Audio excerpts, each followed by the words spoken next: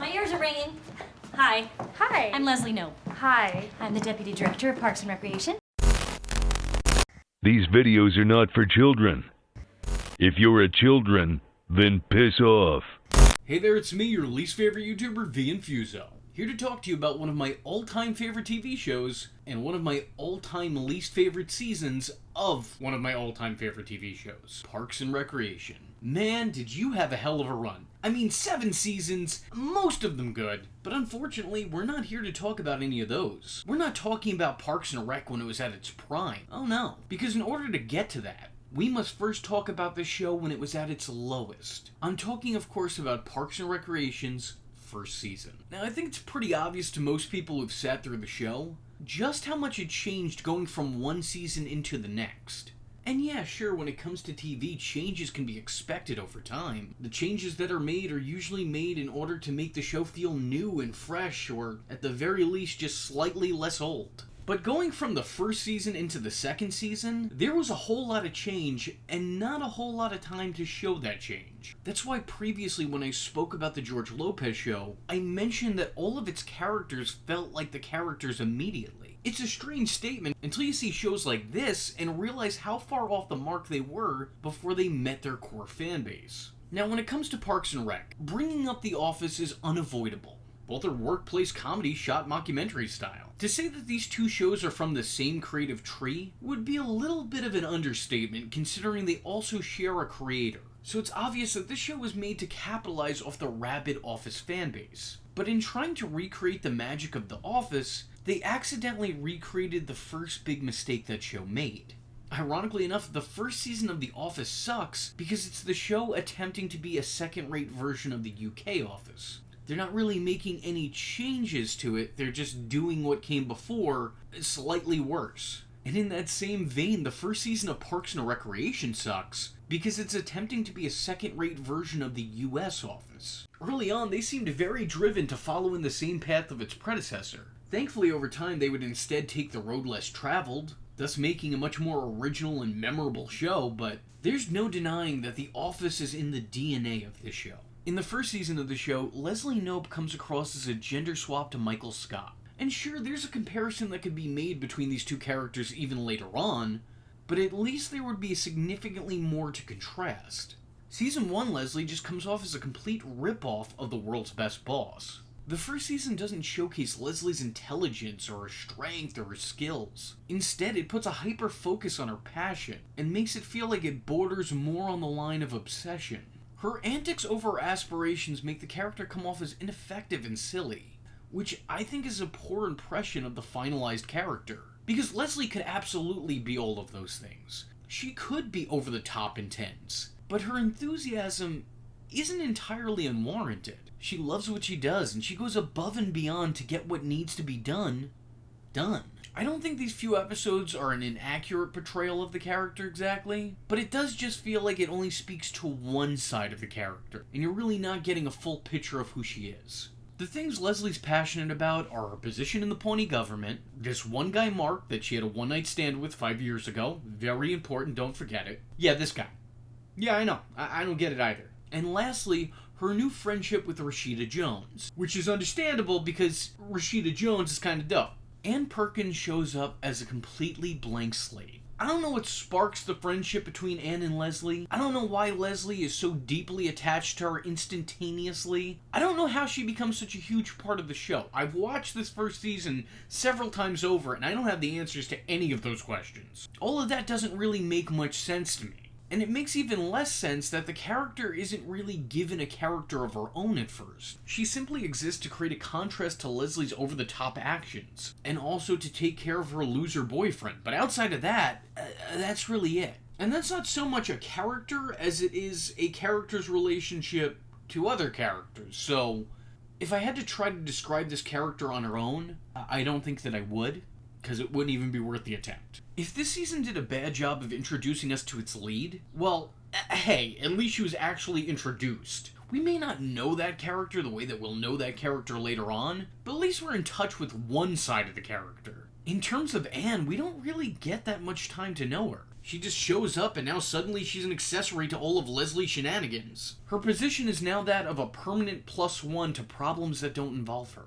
The rest of the characters, while present, aren't really worth taking note of. They factor into so little of the season that I'm currently acknowledging them more than the actual show does. They're not often thought of, and a lot of the time, they come off more as extras with occasional lines. Yeah, this wasn't exactly an ensemble cast. More importantly, the characters themselves don't feel fleshed out at all. Not only are they not yet the characters that we know them to be, but they weren't even on track to becoming those characters. In Season 1, Tom is a creepy, if not somewhat boring character. He doesn't really have a whole lot of passion for anything that he does, and he's always low energy. And contrast that to the obliviously optimistic, high in hopes and energy Tom that is present throughout the rest of the show. It's hard to even compare these two characters, and it's the same character. But in Season 1, he's so nonchalant in delivery, and the way that he constantly mugs for the camera when Leslie says something strange makes me wonder if he was originally intended to be the Jim to her Michael Scott.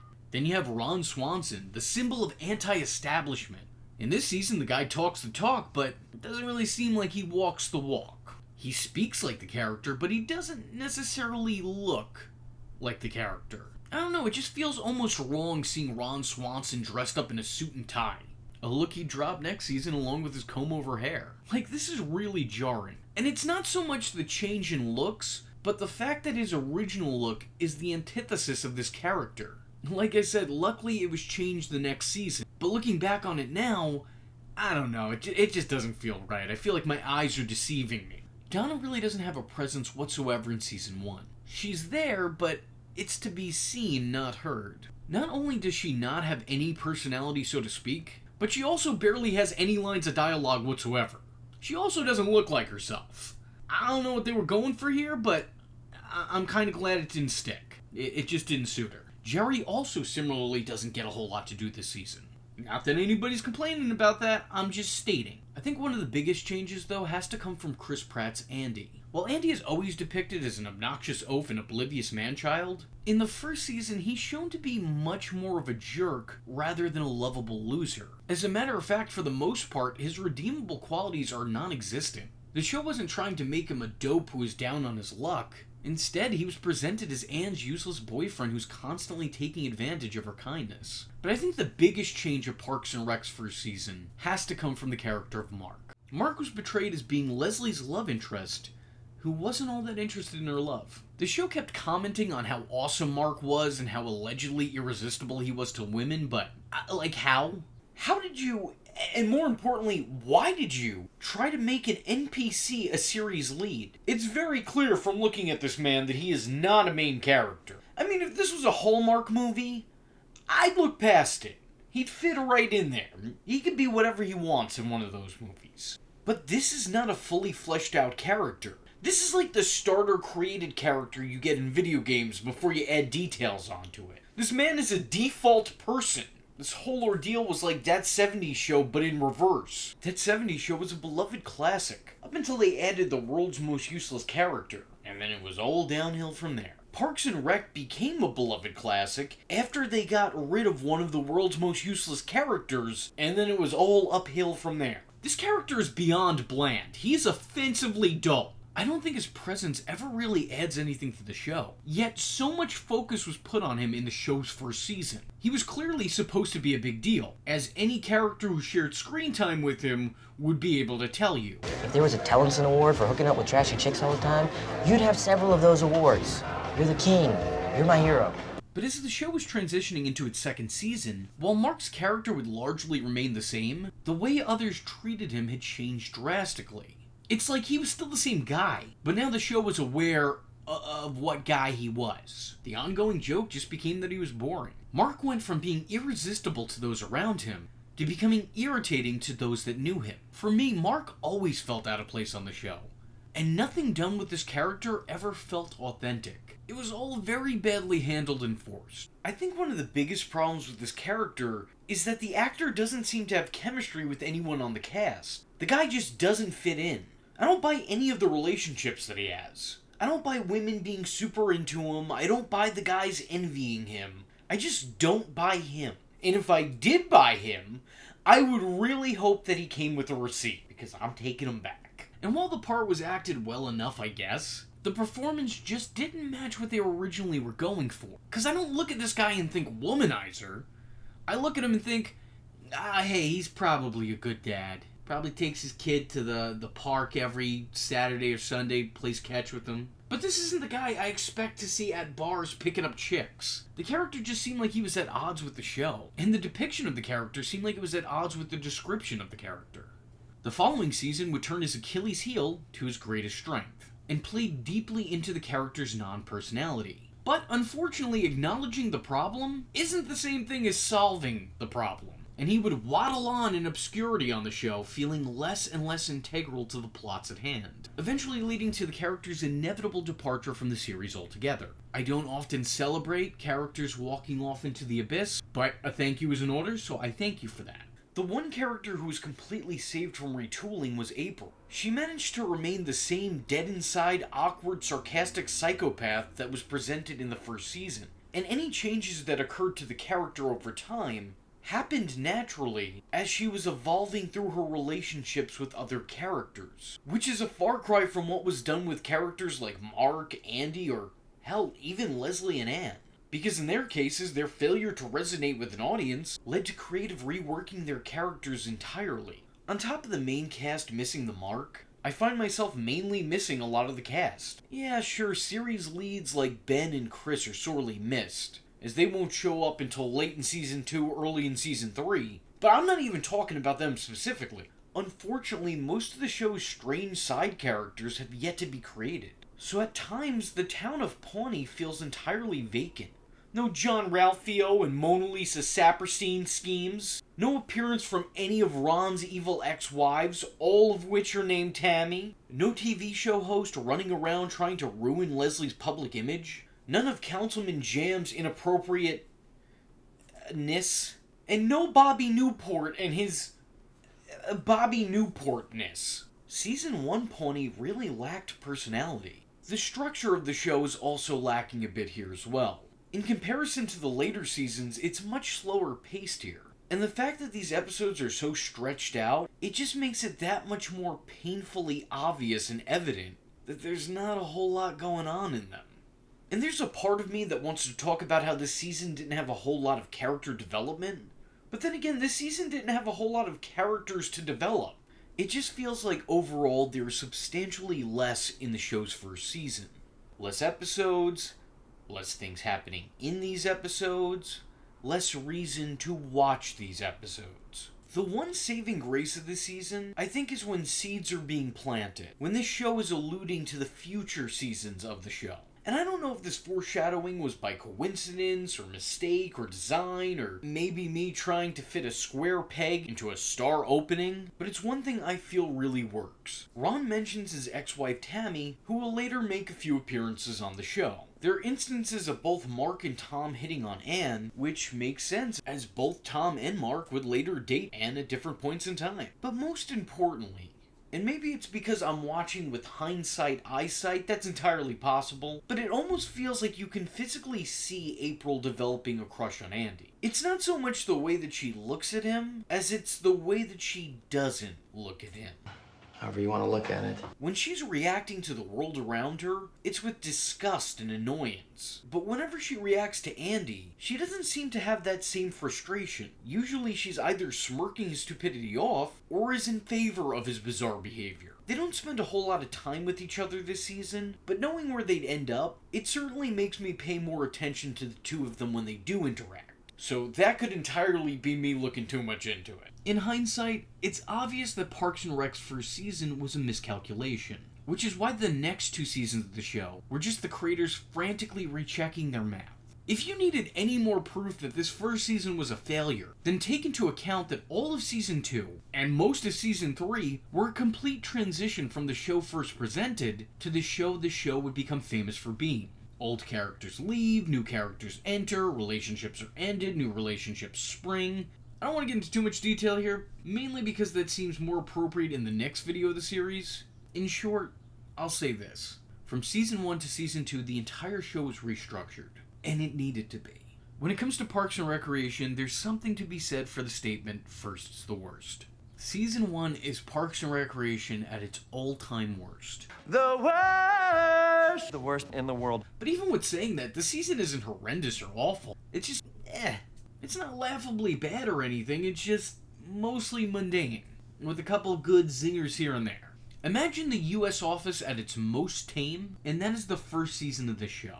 It's really interesting to see how a beloved show that lasted 7 seasons could manage to find such success after such a bad first impression. For perspective, every season of the show had averaged at least an 8.1 rating, except for the first season of the show, which averaged a 7.3.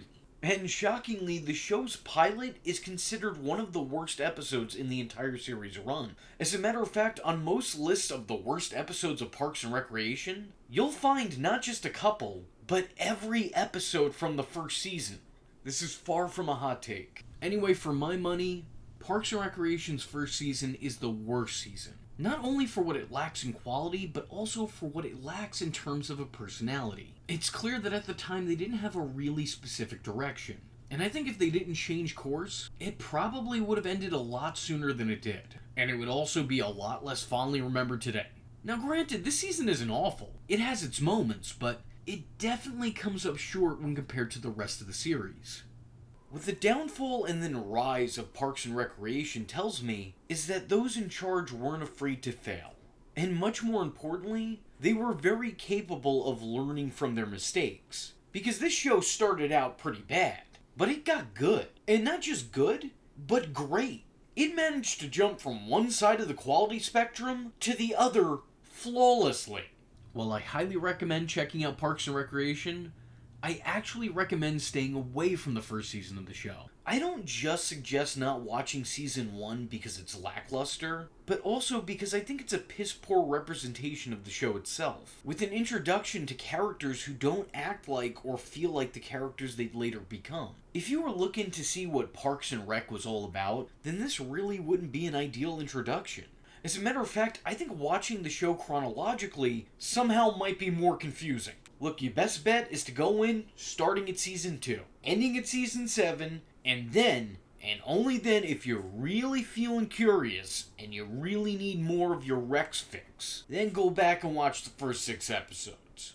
It's not really a necessity. You can skip right ahead to 2 and there's not a whole lot that you'd really be missing. Season 2 quickly catches you up with the cliff notes of season 1. So, unless you're a completionist, I don't really think it's worth the watch. But if you thought this video was worth the watch, and you too want to see more Parks and Recreation content on the channel, let me know in the comment section below by leaving a comment saying, I'm falling in the pit.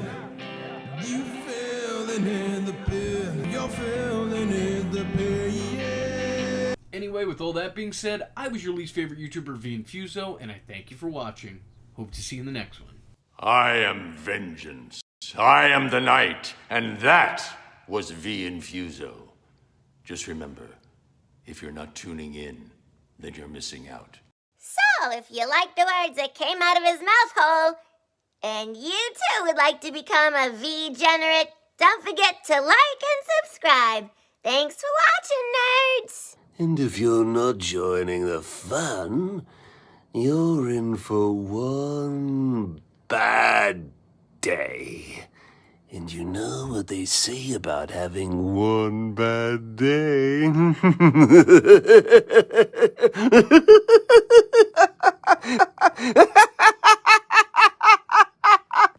Catch him next time. Same bat time. Same bat channel. I took a bunch of painkillers. They're about to kick in, so I'm ready to go.